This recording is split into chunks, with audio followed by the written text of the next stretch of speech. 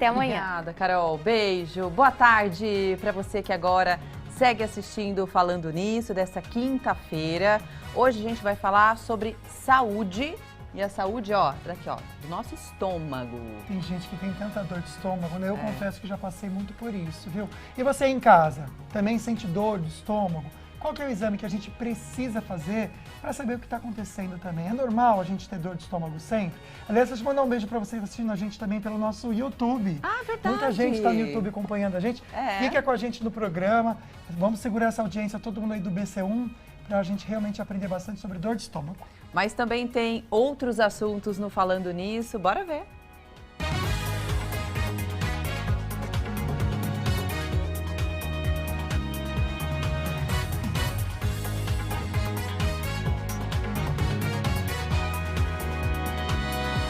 O Falando Nisso Band está no ar. Aplicativos geram renda a prestadores de serviços. É a tecnologia conectando quem precisa resolver um problema e quem pode trazer a solução. Os prestadores de serviço estão cada vez mais presentes aqui, ó, nos aplicativos. 1 em cada 3 pessoas com mais de 50 anos sentem dores crônicas. O estudo sobre dores crônicas no Brasil foi conduzido pela Fiocruz e a Universidade Federal de Minas Gerais. Os cientistas acompanharam 10 mil pessoas de 70 cidades e identificaram um outro problema.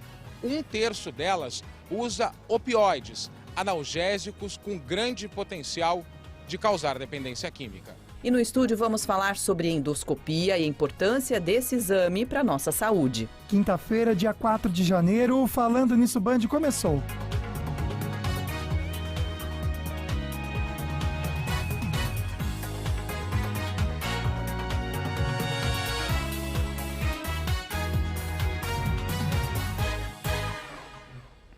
Vamos lá então, gente. Nossa primeira quinta-feira do ano. E vem com uma mensagem muito especial para você, que tem a ver até com o assunto do programa de hoje, viu? Não permita que suas dores emocionais se transformem em dores físicas. Muitas vezes o corpo, com certeza, sofre, né? As dores do coração, da nossa mente, das nossas preocupações mesmo. Então a gente tem que tomar cuidado mesmo para não refletir no nosso corpo físico, na nossa saúde, né? Até falo que quem é muito ansioso tem problema de estômago, a gente vai entender já um pouquinho sobre isso também. Mas olha, prêmios novos para vocês, um monte no nosso @Falando Nisso Band. Tá a fim de concorrer a um kit com uma escova elétrica muito bacana que a Ortovip preparou para você? Tem que curtir essa fotinha oficial, marcar 2 amigos por comentário, seguir a Ortovip também, tá bom? Dia 2 de fevereiro a gente coloca o ganhador para vocês. Boa sorte! Boa sorte! Tem mais kits, mais prêmios para os telespectadores do Falando Nisso. Um sorteio que vai ser feito também com o nosso parceiro que é a Polipet. Tá a fim de concorrer esse kit? Preparado especialmente para o seu pet, tá bom? Então, para você concorrê-lo, tem que curtir essa foto, que é a foto oficial, marcar 2 amigos por comentário, também seguir a Polipet, que é assim, ó, @polipet.oficial.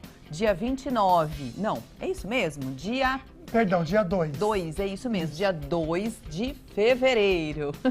A gente vai fazer o sorteio. Boa sorte, tá bom? Tem que retirar aqui no Colinas Shopping esse prêmio. Ah, é verdade. O da Ortovip também. E também esse outro que a gente vai mostrar pra vocês, a praia do Falando Nisso Band. Olha a gente na praia. Ficou chiquérrima a foto, né, gente? Que tal ganhar um guarda-sol, cadeira de praia e também, gente, ganhar um cooler da Sicredi para aproveitar suas férias? Tem que seguir a gente, seguir o @Sicredi Vanguarda, marcar 2 amigos por comentário e repostar essa fotinho nos stories, marcando o nosso Insta pelo menos uma vez. O sorteio vai ser dia 2 de fevereiro e o prêmio também. Tudo isso tem que ser retirado aqui no Colina Shopping, que é a sede, então, da Band Vai. É isso, boa sorte. Além do que, aquele guarda-sol, gente, dá pra levar a galera pra praia, porque ele é imenso. Reforçado, e super né, reforçado, de qualidade, muito bonito, viu, Nossa, os prêmios? verdade. Obrigada, viu, Sicredi? Esse prêmio Só foi prêmio caprichado. legal. A gente ficou tudo com vontade de ganhar também. Eu falei, nossa, Vic, vamos pedir um. Aí você de casa tem que fazer também, a gente participa para aproveitar. É isso, vamos dar uma olhadinha na pergunta da nossa enquete, né? Ela vai abrir o assunto do dia aqui no Falando Nisso. Você pode colocar hashtag sim, hashtag não, pelo nosso WhatsApp. A pergunta é a seguinte: você sente ou já sentiu dor no estômago? sim ou não, pelo 997 16 7989, né? Que é o nosso WhatsApp. Tô curioso para saber e conhecer você em casa também mais um pouquinho. Bom, o assunto de hoje é a saúde do estômago e também a importância de fazer a endoscopia. Você conhece? Já fez até esse exame ou não? É um procedimento importante, porque pode diagnosticar diversas doenças que possam estar atreladas a sintomas, por exemplo, da dor no estômago mesmo, mudanças intestinais. A gente recebe, então, a médica, a doutora Fernanda Bueno, que é endoscopista. Seja bem-vinda, doutora. Obrigada, Agnes. Obrigada pelo convite, Lucas. Vamos falar desse tema tão importante, né? Necessário. É, mesmo, necessário. Né? Até porque, doutora, a gente até comentou mesmo que é um exame importante. Então, vamos entender quais doenças que podem ser diagnosticadas fazendo endoscopia? Sim, hoje a endoscopia ela diagnostica uma gama enorme, né, de doenças que causam esses sintomas que incomodam tanto a população, né? A gente pode diagnosticar as esofagites, que são as inflamações do esôfago, né? As gastrites, inflamações do estômago, as úlceras, que são os machucados que a gente tem, né, como se fossem feridas no estômago. A gente pode diagnosticar a hernia de hiato, a famosa hernia de hiato, né, que as pessoas falam bastante. Os tumores, que são as lesões já avançadas, né? E as lesões precoces, que a gente fala que são lesões que ainda não se tornaram câncer, mas que têm um potencial de se tornarem, né? Então, a gente pode também diagnosticar ainda em fases iniciais, né? Agora, doutora, a gente sabe que realmente é um exame. Olha só quantas doenças, sim, né, essas podem são as principais. ser diagnosticadas, as principais, no nosso estômago. Mas em qual situação a endoscopia, de fato, é recomendada? Tá. Sempre que houver esses sintomas principais, né, que eu vou falar até um pouquinho aqui para vocês sobre isso, a gente vai fazer endoscopia, né? Sempre que o paciente sente, principalmente, dor no estômago, né, ou dor abdominal de uma maneira geral, sente azia, queimação, né, que a gente fala que é o refluxo, quando ele sente um empachamento, que é aquele estufamento, dificuldade para digerir os alimentos, né, que a pessoa tem essa sensação de dificuldade de digestão, quando ele tem dificuldade para engolir, né, ou não consegue se alimentar bem, também é outro sintoma comum, né? Também quando ele tem um emagrecimento ou uma anemia sem uma causa aparente, né, não tem a princípio alguma causa para isso, ou até mesmo quando tem um histórico familiar, né, de tumores ou de cânceres do trato gastrointestinal. Então, quando a gente tem essas condições, né, é necessário fazer endoscopia, né? Doutora, e aí tem uma coisinha que a gente pode até mostrar pro pessoal de casa, que eu acho que é interessante, porque a gente fica falando endoscopia, né, amiga? Às vezes quem não conhece nem sabe como que funciona o exame. É verdade. E o nosso diretor lembrou que a gente tem uma animação para até apresentar para vocês de casa, para vocês entenderem como que é feito, doutor. Explica pra gente. Então, o exame é feito pela introdução de um tubo bem fininho, né, que não machuca pela boca.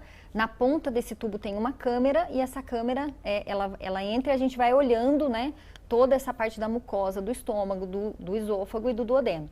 Né? Então, a gente consegue tanto capturar a imagem, né, tirar fotos dessas lesões e da mucosa desses segmentos, né, como a gente consegue fazer a retirada de lesões, consegue estancar sangramentos, então a gente consegue fazer bastante procedimentos, né? Aqui, no caso, é um dos procedimentos que a gente está mostrando aqui, é um procedimento para emagrecimento que a gente também consegue fazer pela endoscopia, tá?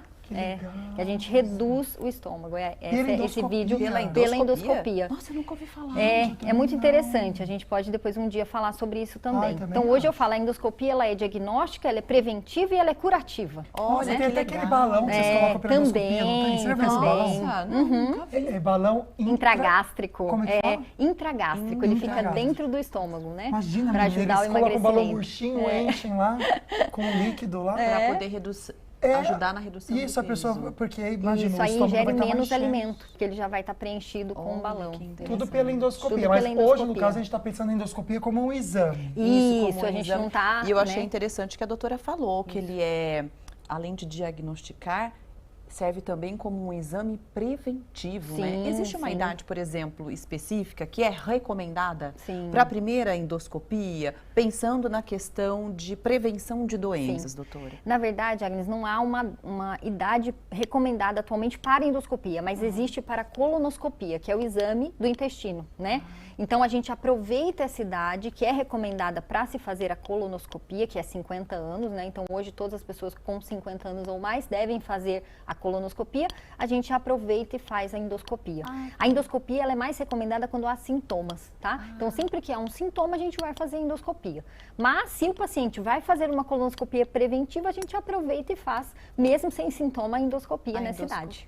Tá? Aproveita que já está sedado. Exatamente. Aí a gente acaba fazendo preventivamente, né? Nossa, muito legal, né? Olha, a doutora vai responder outras perguntinhas. Já está chegando bastante comentário. Fique à vontade para participar com a gente pelo nosso WhatsApp 12 997167989. Daqui a pouquinho eu entro no Instagram da Clínica Endovale para vocês terem outras informações também. Mas agora, entrando aí no 4º dia de busca por esse helicóptero desaparecido, o Eugênio vai trazer para a gente mais informações também, nos atualizar se realmente a gente conseguiu, de repente, ter uma notícia. A nossa esperança, e eu sei que é uma corrente que está acontecendo, né, Eugênio? É que todos estejam bem. E é isso que a gente torce, meu querido. Boa tarde.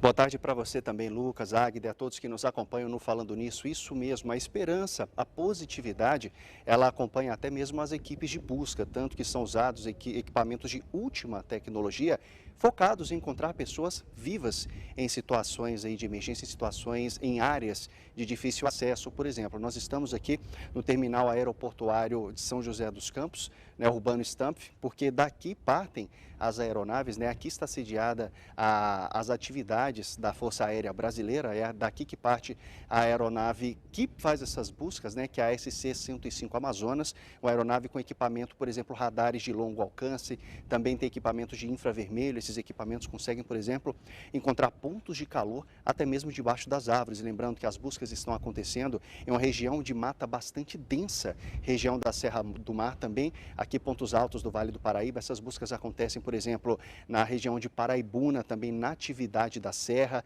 Vargem Grande, são regiões de mata altas aqui também.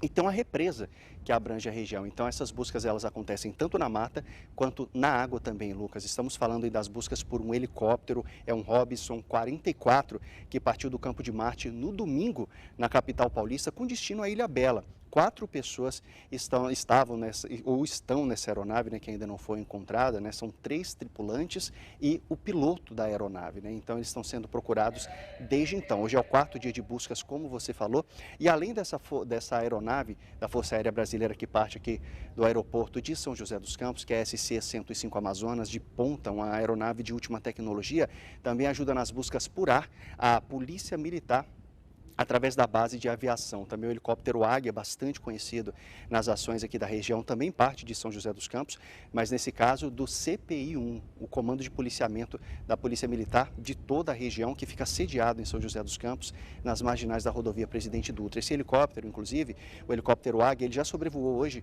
a região de São Luís do Paraitinga, também estendendo um pouco as buscas, indo além desse ponto que eu falei. Por que essa aeronave, o SC-105 Amazonas, da Força Aérea Brasileira, ele está fazendo buscas nessa região de Paraibuna, porque por ali, também perto do Bairro Alto, né, uma região mais alta ali, chamado de Bairro Alto, um morador afirmou ter ouvido barulho de helicóptero, e ali é uma região que não costuma ter nenhum sobrevoo, uma região que não costuma ter sobrevoo de aeronaves. Então, ele avisou o Corpo de Bombeiros, as informações foram casadas, então as buscas estão acontecendo por lá. Elas chegaram a ser suspensas ontem devido ao mau tempo, mas hoje, às 10 horas da manhã, tanto os helicópteros, o helicóptero da Polícia Militar, quanto a aeronave da Força Aérea Brasileira voltaram a atuar nas buscas, mas por enquanto nada foi encontrado. Lucas, Águida, volto com vocês. Tá certo, Eugênio, obrigada, viu, pelas informações, para você ver, né, toda uma região junta tentando encontrar notícias, enfim, um helicóptero, e logicamente que a gente torce para que a melhor notícia seja dada, né? No próximo bloco, a gente volta para comentar sobre os aplicativos de serviços. Tem muita opção que pode facilitar o nosso dia a dia, né? Pois é, e mais informações sobre endoscopia também com a doutora Fernanda Bueno, da Clínica Endovale. Não sai daí.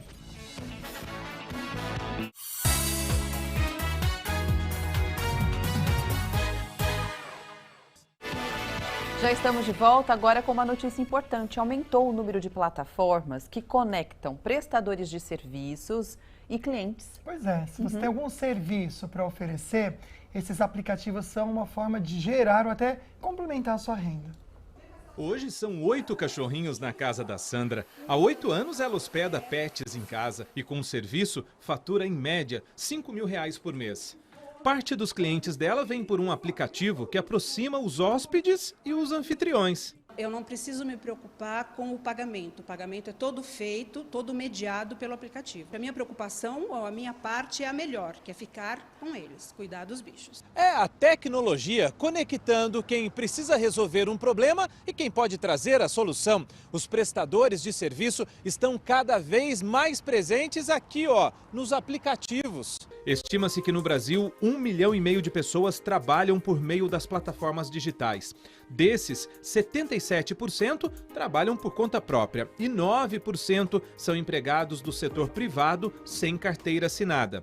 Tem ainda quem usa os aplicativos para oferecer diferentes tipos de serviços como faxina, marido de aluguel, assistência técnica, aulas particulares e serviços de corte e costura. A Manicure Lajara não atende em ponto fixo e não depende da estrutura de um salão. Financeiramente é muito bom, né? Eu sou mãe solo, tenho algumas questões. Principalmente com relação a networking, assim, foi transformador na minha vida. As pessoas que estão prestando serviço no aplicativo, elas são pessoas treinadas, testadas, traz uma comodidade por elas, né, terem todos os materiais necessários. Para mim é muito interessante receber a pessoa na minha casa. Praticidade, né? Isso que a gente precisa. Com certeza. Olha, quero te lembrar que você pode participar do nosso programa, por exemplo, votando na enquete do dia, que fala sobre a saúde do estômago. Vamos dar uma olhada na pergunta? Você sente ou já sentiu dor no estômago? Pode responder pelo nosso WhatsApp, que é o 997167989. Lembrando, tem que colocar hashtag, tudo junto, tá? Hashtag sim ou hashtag não. Perfeito. Pode mandar também comentário, até dúvida lá no nosso WhatsApp. Já a gente entra com as perguntinhas de você aí de casa, tá bom?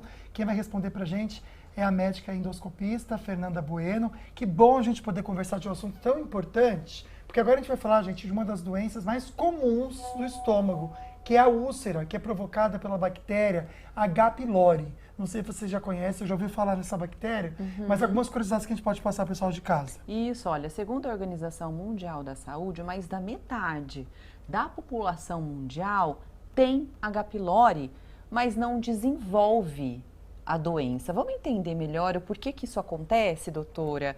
E como a pessoa, né, o paciente é infectado pela H. pylori? Tá. O H. pylori, ele é uma bactéria, né, que a gente fala que ele coloniza, ele mora ali na mucosa do estômago, né, que é a parte de dentro ali do estômago, e ele agride essa mucosa, né? Ele vai ulcerando, ele vai machucando essa mucosa e por isso o paciente tem os sintomas que ele tem, né, que é dor, náusea, empachamento, que é aquela sensação de estufamento, porque é uma bactéria que machuca a mucosa do estômago, né? Faz uma ferida Faz mesmo? uma ferida, um machucado, né? E muitas vezes as pessoas ainda não têm esse sintoma porque ainda não chegou, a bactéria não chegou a machucar, a lesionar, né? Mas muitas vezes ela evolui para úlcera, né? Então tem muitas úlceras causadas pela presença da bactéria. Agora, para a gente entender, doutora, como que essa bactéria ela pode ser identificada de forma até precoce? A endoscopia pode fazer isso? Mas só de olhar você já vê ou tem que mandar para algum exame, alguma coisa assim? Sim. Durante o exame, a olho nu, a gente não vê a bactéria. A gente precisa colher uma amostra, né, que é feita por uma biópsia que a gente faz nessa mucosa do estômago e no laboratório de análises, né, anatomopatológica, eles vão conseguir identificar essa bactéria. Vocês sempre fazem? Para todo mundo que A gente vai lá? sempre faz, tá? Justamente porque alguns pacientes não têm sintoma, mas têm a bactéria. Nossa. E o recomendado é a gente tratar, né, independente de ter sintomas ou não, porque ela tem uma propensão a fazer o paciente evoluir para úlcera e até mesmo para um câncer, né? Alguns cânceres estão associados à bactéria e por isso a gente sempre trata e pesquisa, né, mesmo sem sintoma. Agora, a não ser que durante a endoscopia o profissional observe ali já algumas feridas. Então, ali não precisa nem ir para análise? Sempre a gente colhe, sempre a gente vai colher uma amostra, porque às vezes essa ferida não é decorrente do H. pylori. A gente tem outros machucados e outras lesões, inflamações que não são decorrentes da bactéria. Sabe o que eu lembrei agora, doutora, amiga? Eu não lembro o nome do cantor, até se alguém da produção conseguir me lembrar. Um cantor bem conhecido agora dessa geração, ele parou, ele meio que desmaiou no palco, parou de cantar, aí ele justificou Não sei se, eu acredito que ele está falando a verdade, né? Que ele teve esse mal-estar porque ele está tratando H. pylori e o remédio é muito forte do tratamento. Sim. E causou nele esse mal-estar, essa fraqueza. Isso pode acontecer? É realmente forte esse medicamento? Na verdade, como a gente faz uso de antibióticos, né, para tratar a bactéria, então antibióticos eles acabam sendo medicamentos que para a maioria das pessoas ele é um pouco mais agressivo ou pesado, né? E é um tratamento longo, não é um tratamento tão curto. Então são longos dias tomando antibiótico e vários comprimidos, né? Então, ele vem uma dose divididinho, alta. eu tô lembrando, agora eu já tomei, gente, eu tinha esquecido. Ele vem assim, dia e noite, e tudo certinho, para você não errar. Não errar, não ter problema. É o Natanzinho, gente. O pessoal chama de Natan, mas chama de Natanzinho, né? O cantor que, imagina, amiga, ele tava cantando no palco, passou mal. De repente caiu, gente. E disse que é por causa disso. Aí ele até falou que vai dar uma pausa na carreira para acho que esperar passar, né? É porque são muitos dias e vários comprimidos de antibiótico. É um esquema de tratamento, né? Que a gente faz, como você falou, já vem todo combinadinho, certinho para tratar a bactéria. Isso, às vezes, para algumas pessoas acaba dando mal-estar, sensação de desconforto, mas é importante tratar, né? É um mal necessário que a gente fala, né? Doutora, agora pensando que, por exemplo, o paciente vai fazer a endoscopia, aí já causa aquele certo temor, medo e também até uma certa insegurança. Quais os principais cuidados que o paciente deve ter antes de fazer o exame? Antes de fazer o exame. Primeiro, é muito importante a gente saber que ele é um exame indolor, então bem seguro, então não deve gerar medo nas pessoas, né? Isso é muito importante a gente falar. O benefício que ela traz é muito maior do que qualquer medo ou qualquer insegurança que a gente pode ter, né? Hoje o exame é muito seguro, tá?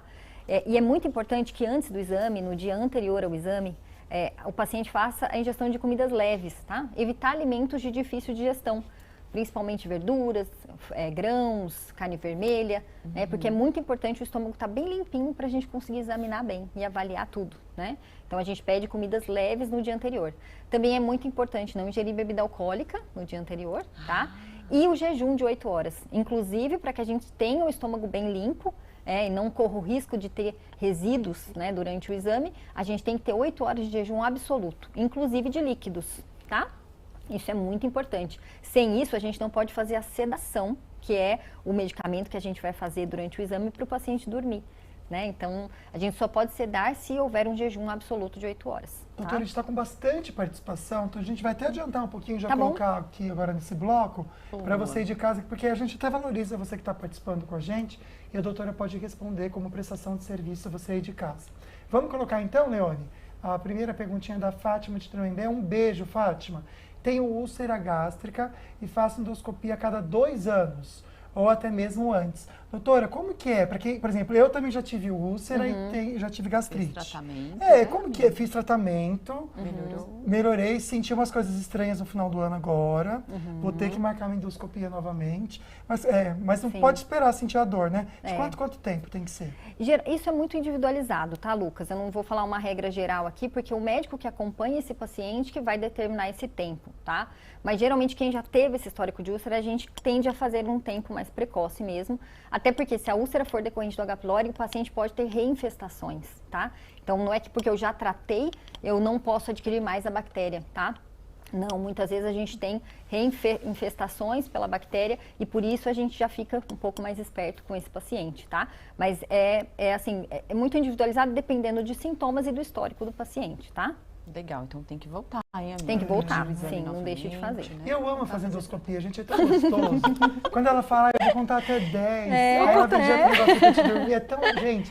É bom que causa um relaxamento, né? Eu não acho ruim, sabia? Eu gosto. Antigamente não tinha esses sedativos modernos que a gente tem hoje, né? Hoje o paciente, ele dorme durante o período do exame e ele recupera bem, ele acorda bem, fica bem, né? Depois, antigamente eram outras drogas, outros medicamentos, e aí era um pouquinho pior a sensação, mas hoje é muito tranquilo. Não tem isso, gente, é uma delícia. Vamos então dar uma olhadinha em mais comentários ou dúvidas, né? Para a doutora responder, pode colocar na tela o próximo, é do Orlando Toledo e ele é de São José. Boa tarde, há 30 anos tenho dor, azia, refluxo, faço tratamento e os médicos me dizem que não ter cirurgia? mas depende muito, ele não disse qual a doença, o que ele tem, na verdade, né? Tem um refluxo. Isso. Às vezes, alguns quadros de refluxo são causados pela hérnia de hiato, como eu falei, né? E a hérnia de hiato, ela pode ser uma condição que é resolvida com a cirurgia. A gente não sabe se no caso dele é essa situação, né? Às vezes não é essa, mas alguns casos de hérnia de hiato a gente pode sim melhorar o quadro do paciente com uma cirurgia, né? Corrigindo, porque a hérnia de hiato nada mais é que um alargamento entre o esôfago e o estômago. Há um alargamento daquela região que é mais estreita e o estômago ele sai do local onde ele está e hernia, né? Ele sai do seu local e hernia um pouco para cima. Então, fica aberto aquela passagem e a cirurgia corrige essa comunicação ali, esse alargamento, né? Mas não sei se é o caso dele, a gente precisaria saber melhor o que é realmente o que ele tem na endoscopia, né? A amiga já vai chamar para mim a previsão do tempo, mas só fazer um comentário que agora eu lembrei. Orlando, eu não tô falando que é com você isso não, tá bom, meu amigo? Mas eu quero dar um alerta muito grande aqui, porque na minha família, minha avózinha, que eu amava tanto, eu amo tanto minha avózinha, ela nunca tinha feito endoscopia. E ela sentia azia. E eu aprendi o que era azia com ela. Então, não posso tomar suco de laranja porque eu sinto azia. Dói e normalizava aqui, né? isso. E normalizou. Até eu achava que era normal ter azia. Infelizmente, gente, quando minha avó fez o exame de endoscopia, boa parte, você não acredita, eu acho que 75% do estômago dela estava tomado de câncer. Nossa, então, às vezes, algo que de repente podia podia ter visto antes com o exame. Então, não deixa para depois. O tema de hoje é importantíssimo. Entra como até meta para 2024. Faça esse exame esse ano, se você nunca fez, ou acompanhamento para evitar qualquer problema. Olha, pode continuar mandando sua dúvida ou seu comentário, tá bom? A doutora está aqui para responder. Tem também nossa enquete que você pode participar. Enquanto isso, vamos dar uma olhadinha na previsão do tempo.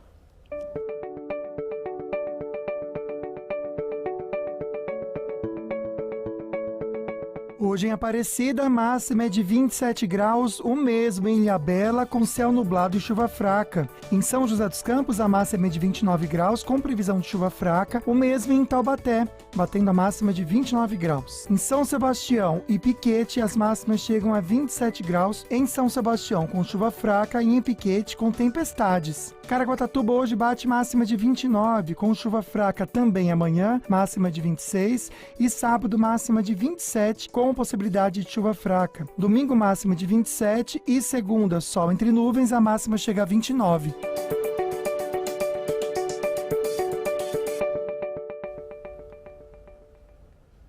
No próximo bloco a gente volta aqui, gente, para conversar com vocês um pouquinho mais sobre o assunto do dia, mas também os destaques da Band Vale FM com Douglas Cruz. E mais sobre a endoscopia com a doutora Fernanda Bueno. Fica aí, a gente volta daqui a pouquinho.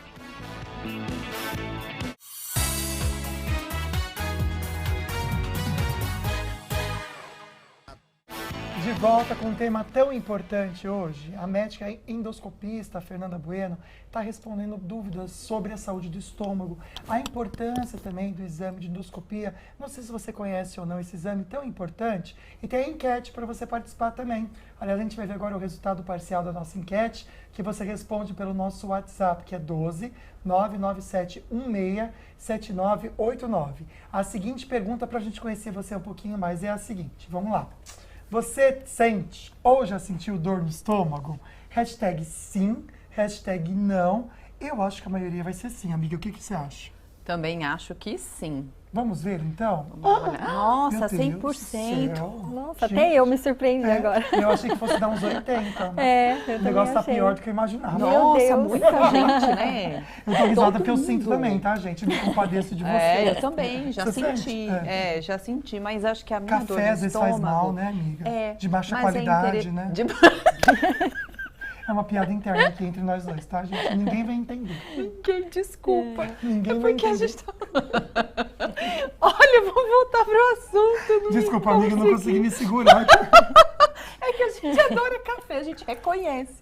Quando há um café bom, né, bem feitinho. E a gente insiste no café ruim às vezes. Aí eu falei pra ela, amiga, não insiste, larga a mão. Larga a mão disso. Desse café, né? Que tá te fazendo mal.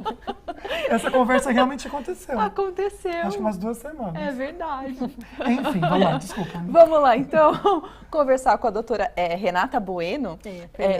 Fernanda Bueno, até me confundi o nome da entrevistada, doutora, me perdoe, viu? Doutora Fernanda, Me chamou uma atenção a questão da tecnologia usada para fazer a endoscopia hoje, inclusive da sedação, né? Você disse que antigamente a sedação era diferente, hoje é mais moderna. Vamos falar um pouquinho sobre essa tecnologia e como ela pode beneficiar o paciente. Sim, a endoscopia ela evoluiu muito ao longo dos anos, né? Avançou muito, tanto em termos de equipamento quanto em termos de medicação. Então, hoje a gente vê um avanço muito grande. Inclusive, o diagnóstico dessas lesões precoces hoje é feito com muito mais facilidade. A gente não depende só do nosso olho, né? A gente não precisa só ver a olho nu. A gente tem alguns corantes, até corantes eletrônicos que a gente fala nos equipamentos, que nos permitem ver coisas que a gente não veria com o nosso olho, Que né? legal. É extremamente importante. Então, a endoscopia é uma área que evoluiu muito na medicina, muito mesmo. Agora a gente vê aí a pessoa sedada ali, né, fazendo endoscopia. Quanto tempo dura? Porque parece que, assim, dura bastante, é rapidinho, como que é? O exame em si, ele é bem rapidinho, é 10 minutinhos, 10 a 15 minutos, não mais do que isso. Né? A gente sabe que o paciente ele fica um pouquinho depois para se recuperar, então ele demora uns 20 minutos para passar o efeito principal da sedação, né? Mas logo depois ele já vai para casa bem, então é um exame bem rápido. Geralmente o paciente fica no máximo 1 hora ao dar entrada na clínica, fazer o exame, recuperar e ir para casa. É bem rápido. Né? Agora, como prevenção, né, de doença, quais os benefícios que a endoscopia pode trazer? Eu acho que são os grandes benefícios que a endoscopia e a colonoscopia, que é outro exame também do estudo do intestino, trazem, né? A gente consegue ver lesões pequenas, bem pequenas, milimétricas mesmo, bem pequenas.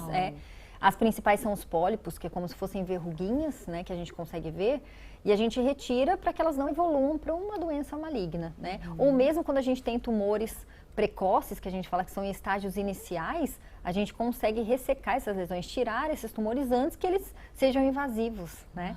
Então, esse é um ponto muito forte dos exames endoscópicos de uma maneira geral, né? Até mesmo quando a gente tem tumores avançados, já invasivos, a endoscopia, através de alguns procedimentos, facilita a realização da cirurgia. A gente consegue delimitar melhor a lesão para que a cirurgia seja mais facilmente feita. Então, a endoscopia tem muitos benefícios em todos os estágios, né? Aliás, para você em casa conhecer um pouquinho mais, até tirar suas dúvidas diretamente com a doutora ou a equipe dela, Clínica Endovale. Esse é o Instagram que você pode seguir, vale muito a pena conhecer, viu, gente? Isso. Porque ela explica bastante coisa lá, a gente está à disposição aí de vocês. À vontade, fica aí para conversar com a doutora. Nossa, me deu vontade de fazer uma endoscopia depois de faz, tanta coisa, não é verdade? É importante Não, fazer, eu já viu? fiz também. Eu vou marcar a minha. É que a gente não tem dimensão da importância, realmente. Quando a gente começa a conversar, a gente vê o quão importante é um exame tão rápido, tão indolor, né? Tão seguro, então e não é para assustar vale a você pena. de casa não, viu, gente? Realmente é para alertar, não, né? Sim. Com certeza. Vamos para perguntinhas do WhatsApp? Vamos lá, então. A Valéria mandou pra gente de Taubaté um beijo. Olá, boa tarde. Já tive dores de estômago, fiz 2 vezes endoscopia. Percebi que era alimentação. Foi então que passei a me alimentar melhor e nunca mais tive dores. Que bom. Além do café que eu brinquei aqui com a Águida, eu sei que o chocolate, às vezes a pessoa, frituras, né? Isso, tem vários alimentos que agridem mesmo a mucosa do estômago, né? Causando as gastrites, que são as inflamações. E a gente sempre fala que a gastrite ela é multifatorial. Então, vários fatores podem causar inflamação no estômago e levar à dor, né? Que é o que as pessoas têm. Por isso que muitas pessoas têm dor de estômago. Vários fatores acometem o estômago. Ansiedade, medicamentos, a alimentação é uma delas, é a principal, né?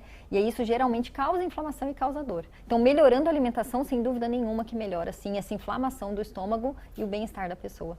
Legal. Vamos então a mais participações e até fazer uma pergunta, mas a gente tem que priorizar quem está assistindo a gente. Porque a gente Vamos fica lá? curioso. Fica curioso, ia falar sobre aqueles medicamentos que a gente toma para diminuir a dor. Tem polêmica dizendo que só piora, né? Mas depois a doutora explica. Vamos ver o que o pessoal está escrevendo. Soraya, obrigada, viu, Soraya, pela sua participação. Gostaria de perguntar para a doutora se ela acredita lá nos remédios naturais, exemplo, suco de couve para gastrite. Realmente funcionam algumas coisas, Sim, doutora? sim, tem alguns remédios naturais. Olha aqui, né? O médico é difícil falar isso, né? Não, a gente sabe que tem doenças que precisam sim serem tratadas com medicamentos normais, né? Mas alguns medicamentos naturais ajudam bastante. A gente, inclusive, tem vários estudos que indicam que o cranberry, sabe aquela, né? Ele ajuda muito no tratamento do H. pylori, tá? Tem casos refratários de tratamento de H. pylori que são corrigidos com o cranberry. Tá? Suco de cranberry. Olha, Suco. que legal. Por exemplo, chás às vezes, eles podem fazer Sim, bem para, podem. dizem, né, as Podem. avós, acalmar o estômago. A camomila, Sim, né, que a avó ajudam. fala, acho que camomila. Sim. Geralmente eles são coadjuvantes. A gente sempre fala que eles ajudam o tratamento convencional, né? São fatores que, às vezes, não isoladamente conseguem sozinhos corrigir, mas em conjunto com outros fatores melhora bastante. Tá? Excelente. Tem mais perguntinha pra gente aqui. Obrigado pela participação de vocês, viu? A Fátima Souza, eu sentia muita queimação, azia, resolvi fazer uma endoscopia, estava com um tumor no estômago, minha amiga. Fui para a cirurgia, agora estou com acompanhamento médico. Estou bem, que bom, graças a Deus mesmo. A Deus. Em abril já vou ter alta. Foi um susto, né, amiga? Mas que bom que passou, mas acho que vem reforçar a importância. A gente normaliza muito, né? Dor com uma dorzinha no estômago. Isso. Aí toma. Acho que a gente pode fazer remédio. essa perguntinha agora. Toma não vou falar, quase falei o nome. Mas toma um que você põe lá na aguinha, ele borbulha. Põe um na boquinha, ela que é uma balinha que ajuda a tirar a E eu ia queimação. falar exatamente isso dos tratamentos naturais. Acontece isso, a pessoa acaba insistindo muito nos tratamentos naturais, às vezes não resolve 100% e evita, não faz a endoscopia, né? Acha que só aquilo resolveria, né? E não é assim. Então, teve algum sintoma importante que não melhorou, está persistente, procura um médico e faça a endoscopia. A gente consegue diagnosticar igual como ela. Um tumor, em fase inicial, ela conseguiu ser operada e conseguiu estar bem, né? Então, não deixe de fazer, é super importante. Teve algum sintoma, procure o médico, ele vai solicitar a endoscopia. Legal. Gente, daqui a pouco a gente continua, tá bom? Com as perguntinhas e as dúvidas que vocês estão tendo. Pode continuar mandando, porque agora a gente vai saber os destaques da nossa região. Douglas Cruz está chegando para conversar com a gente, direto da Band Vale FM. Douglas, boa tarde. Boa tarde para você, Águida, Lucas, para todo mundo também que está acompanhando o programa Falando Nisso. Um dos destaques aqui do jornalismo da Rádio Band Vale FM fala sobre uma doença que acaba tendo um pico nessa época do ano, que é a dengue, né? A prefeitura aqui de São José dos Campos está intensificando as ações da ADL, que é a avaliação de densidade larvária. Esse tipo de pesquisa mede o nível de infestação do mosquito Aedes aegypti, que é o transmissor da dengue. E por que a doença acaba tendo um pico nessa época do ano? Porque, por causa do verão, aquela temporada de janeiro, onde quase todos os dias do mês acaba chovendo, muitas pessoas acabam deixando recipientes ou aí objetos que podem acumular água parada, gerando aí focos desse mosquito que acaba transmitindo a doença. Então a Prefeitura de São José dos Campos iniciou essa semana essa pesquisa em várias regiões da cidade, que visa aí avaliar o nível de infestação das larvas do mosquito, desta maneira levar aí ações para combater a dengue, seja com aquela ação de nebulização, com aquele famoso fumacê, ou até com essas imagens que a gente está vendo aí com os agentes que passam de casa em casa para retirar os focos do Aedes aegypti aí da nossa região, retirando aí água parada de vasos ou de recipientes que possam ter ficado jogados em algum canto acumulando água parada. Muito importante, nossa região já tem muitos casos de dengue registrados até dezembro do ano passado e nos primeiros dias desse ano a Prefeitura está fazendo essa ação intensificada aqui em São José dos Campos. Portanto, se você vê um agente aí com a identificação da Prefeitura batendo na sua porta, abra a porta aí para ele, deixe ele entrar. Em caso de dúvidas, a Prefeitura pode ser acionada pelo telefone aí 156, onde você pode também, obviamente, checar a identidade desse agente de nebulização aqui em São José dos Campos. Também é destaque do jornalismo da Rádio Band Vale FM a situação das estradas que cortam nossa região. O motorista que segue no litoral norte aí durante essa semana vai precisar de muita paciência. Tá chovendo constantemente na rodovia Rio Santos, que faz a importante ligação entre as praias do litoral norte. Então o motorista vai encontrar trechos de lentidão em vários pontos da rodovia. Rodovia dos Tamoios também, aquele trecho novo, recém-inaugurado, dos contornos norte, que liga de Caraguá a Ubatuba, também muita lentidão nesse momento, mas demora mesmo, tá na fila da balsa entre São Sebastião e Ilhabela, que nesse momento registra aí 210 minutos para a travessia, né? Esse tempo bem elevado, cerca de 3 horas e meia para quem vai embarcar sentido Ilhabela e 180 minutos no sentido contrário, o tempo aí de 3 horas de quem está saindo da ilha. De acordo com o Departamento Hidroviário que opera essa travessia de balsas, a travessia está com capacidade reduzida por motivo de embarcações fora de operação, com a restrição de ventos no canal entre São Sebastião e Ilhabela. Então muita paciência para quem está chegando ou saindo do litoral norte. E para ficar mais informado, você pode aqui sintonizar a nossa Rádio Band Vale FM no 102,9. Eu volto com vocês aí no estúdio. Obrigado, meu amigo. Excelente tarde de trabalho para você, excelente informações sempre. E a gente já volta no próximo bloco com uma notícia sobre as dores crônicas. Você sabia que 1 em cada 3 pessoas acima de 50 anos sofre com elas? E a doutora Fernanda Bueno responde mitos e verdades sobre o nosso tema de hoje, que é endoscopia. A gente volta já.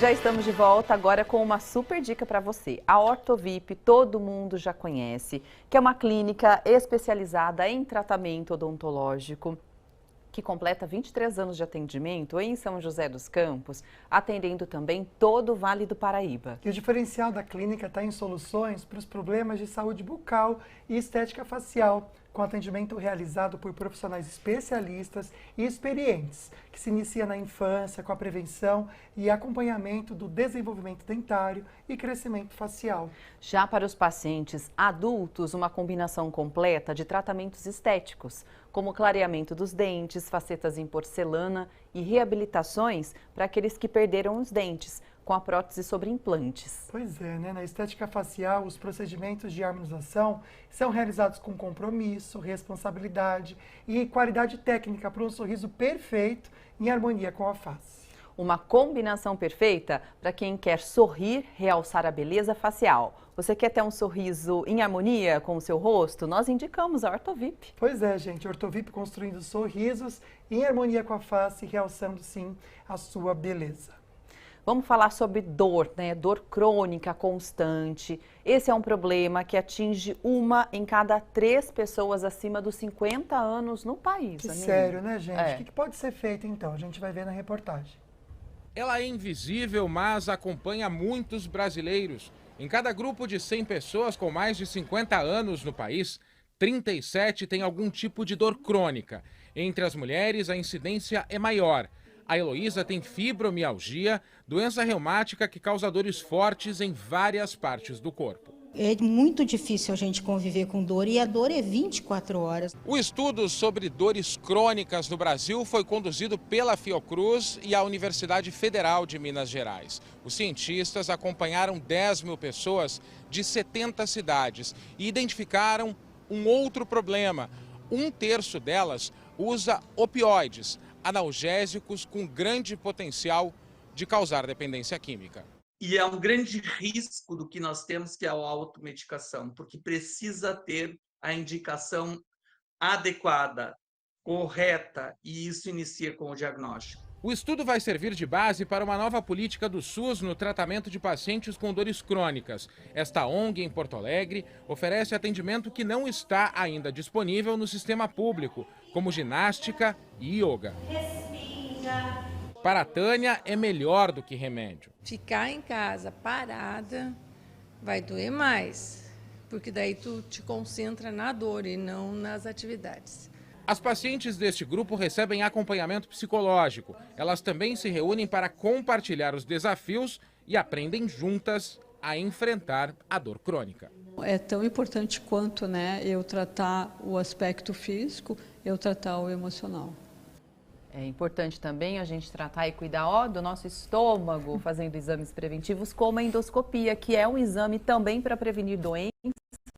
É sobre isso que a gente está falando. Agora vamos para o mito ou verdade, amiga? Vamos sim. Então vamos lá. Primeira pergunta para a doutora responder, mito ou verdade? Pode colocar na tela para a gente, por favor, Leone. Mito ou verdade? Não existem restrições para fazer o exame de endoscopia. Isso é um mito, né? A gente tem sim algumas condições que contraindicam o exame, né? Principalmente quando o risco para o paciente fica maior que o benefício, né? Tem alguns exames que às vezes são indicados de urgência, só que o paciente, de urgência não, sem urgência, né? E o paciente tem condições graves que contraindicam a realização naquele momento. Então a gente corrige essa condição para daí fazer um exame com mais segurança. Fazer mais um mito ou verdade, depois a gente volta com as perguntinhas de vocês, tá bom? No dia do exame, o paciente não pode trabalhar. Mito ou verdade? Muitas pessoas querem trabalhar, né, no dia do exame. A gente recomenda não trabalhar, principalmente porque logo após o exame, o paciente ele não está com seus reflexos 100% preservados, né? A gente falou que o paciente dorme durante o exame e depois ele acorda. Porém, ele perde um pouquinho os seus reflexos, tá? Então, a gente pede para que ele não trabalhe, não opere máquinas, não faça nada que exija muita atenção, tá? Assinar documentos, cuidar de crianças pequenas, né? A gente pede para que ele não faça isso depois do exame, tá? Então, na verdade, tem que ficar de repouso, tem que ficar de repouso, assim, exatamente. Né? O ideal é ficar em repouso, isso mesmo, tá? É verdade. Vamos agora a mais participações e comentários das pessoas que enviaram pra gente. Muito obrigada, viu, pela sua participação. Muita gente, né, amigo? Mandou perguntas, dúvidas, como a Cláudia, por exemplo. Cláudia escreveu o seguinte, boa tarde, como faz mal para o estômago? Tudo que como. Ah, tá, tudo. Que faltou um T ali, né? Tudo que como faz mal para o estômago e sinto uma espuma na boca. Na boca. Que estranho. Esse paciente, sem dúvida nenhuma, tem que fazer uma endoscopia, né? A gente não dá para falar sem avaliar esse estômago, né? Se ele está tendo isso, dor no estômago, espuma na boca, pode ser várias condições, úlcera, até mesmo a presença do H. pylori. Então, para esse caso, é importantíssimo a gente fazer uma endoscopia e avaliar melhor. Às vezes aquele amargo na boca que a pessoa sente também com o refluxo, né? Pode ser Vamos refluxo. lá, tem que fazer então o exame, tá, minha amiga? Próxima perguntinha e participação da Rose Aparecida. Um beijo para você.